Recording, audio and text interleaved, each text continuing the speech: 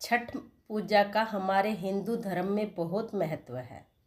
इसके संबंध में मान्यता प्रचलित है कि छठ पूजा की शुरुआत द्वापर युग में ही हुई थी, जब महाभारत का युद्ध घटित हुआ था और पांडव जुए में अपना सारा राजपाट हार गए थे।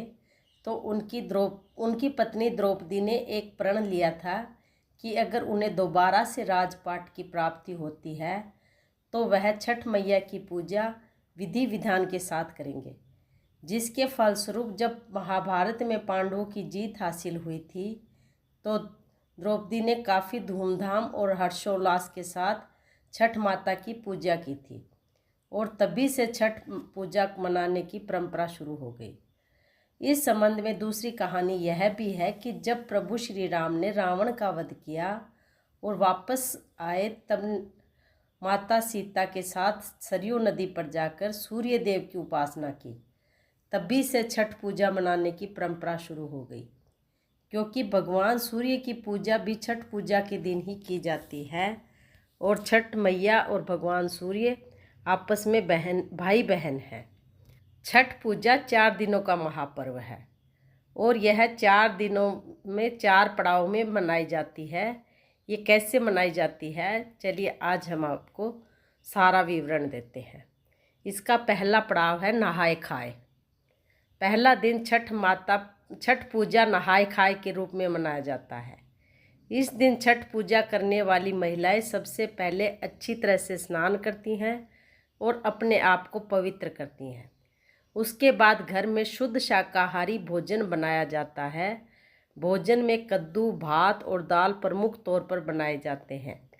उसके बाद व्रत रखने वाली महिला सबसे पहले खाने को खाएगी, उसके बाद ही घर के दूसरे लोग खाएंगे। इसके बाद प्रसाद का वितरण सभी लोगों के बीच में किया जाएगा। दूसरा पड़ाव होता है खरना। दूसरे दिन भर का उपवास रखने के बाद शाम को भोजन करते हैं। इसे खरना कहा जाता है।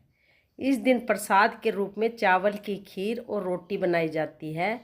उसके बाद उससे छठ माता को भोग लगाया जाता है और फिर छठ पूजा करने वाली महिला इसको खाएगी और फिर इसके बाद इसका प्रसाद वितरण के रूप में सभी लोगों के घर में जाकर किया जाएगा और लोगों को घर पर आमंत्रित करके प्रसाद दिया जाएगा। सबसे महत्वपूर्ण बातें यह है कि इस दिन चीनी और नमक दोनों का इस्तेमाल नहीं करना है। खीर बनाने के लिए मीठे का प्रयोग होता है। इस दौरान गुड़ का प्रयोग कर सकते हैं और पूरे घर में विशेष स्वच्छता का ध्यान रखा जाता है। छठ पूजा का तीसरा पड़ाव होता है संध्या आरती। डूबते सूरज की पूजा करना या संध्या अर्घ देना। तीसरे दिन सभी लोग गंगा घाट जाते हैं। अगर गंगा घाट पास नहीं है तो किसी भी तालाब किनारे या किसी बड़ी परात में जल भरकर वहाँ उसकी पूजा की जाती है। छठ मैया पूजा के लिए प्रसाद के रूप में ठेकुआ और चावल के बनाए जाते हैं। उसके बाद विभिन्न प्रकार के 5 प्रकार के फल यहाँ पर प्रसाद के रूप में माता छठ को अर्पित किए जाते हैं। इसके बाद मांस की टोकरी में सभी प्रसाद को सूप सजाया जाता है और व्रत रखने के साथ परिवार तथा आसपास के लोग पैदल चलते हैं और फिर तालाब या गंगा घाट जाकर सभी लोग एक जगह इकट्ठा होते हैं। इसके बाद व्रत रखने वाली महिला गंगा या तालाब में प्रवेश करती है। अगर तालाब नहीं है तो हमने आपको बताया कि परात में या टब में पानी लेती है और उसमें प्रवेश करती है और इसके बाद सूर्य को जल और दूध का अर्घ दिया जाता है तथा छठी मैया की प्रसाद पूरे सूप से पूजा की जाती छठी मैया की प्रसाद भरे सूप से पूजा की जाती है। इसके बाद लोग दोबारा घर आकर रात को छठ मैया संबंधित गाने सुनते हैं। अगर सूप नहीं हो तो आप किसी बांस की टोकरी में भी प्रसाद को ले सकते हैं। चौथा पड़ाव होता है सुबह का अर्घ देना, यानी उगते सूरज की पूजा करना।